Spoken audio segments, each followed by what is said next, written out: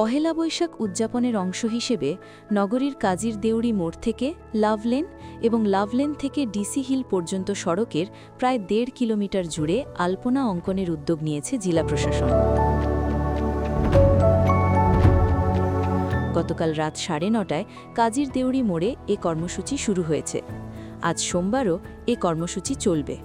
এ বিষয়ে জেলা প্রশাসক মোহাম্মদ জাহিদুল ইসলাম, বাংলা নববর্ষ আমাদের ইতিহাস, ঐতিহ্য ও সংস্কৃতির প্রাণস্পন্দন। বৈশাখের বর্ণিল সাজ প্রতিটি বাঙালির জীবনে নিয়ে আসে উৎসবের আমেজ আর অসাম্প্রদায়িক এক অনুভূতি। এটি আমাদের তথা বাঙালির প্রাণের উৎসব।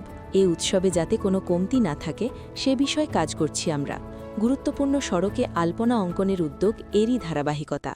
আপনারা জানেন যে এইবার আমাদের এই ১.৫ কিলোমিটার রাস্তার যে আলপনা, সেই আলপনাতে আমাদের চারুকলা শিল্পীরা, আমাদের শিল্পকলা শিল্পী এবং আমাদের বিশ্ববিদ্যালয়ের ছাত্ররা তারা এবং শিশু একাডেমি তারা কিন্তু সকলেই তারা অক্লান্ত পরিশ্রম করে এই কাজ শুরু করেছে এবং তাদের যে আগ্রহ আমি দেখেছি, আসলে আমরা যে আসলে এই সমাজটাকে রাঙাতে চাই নানা রঙে, তারই একটি প্রতিফলন।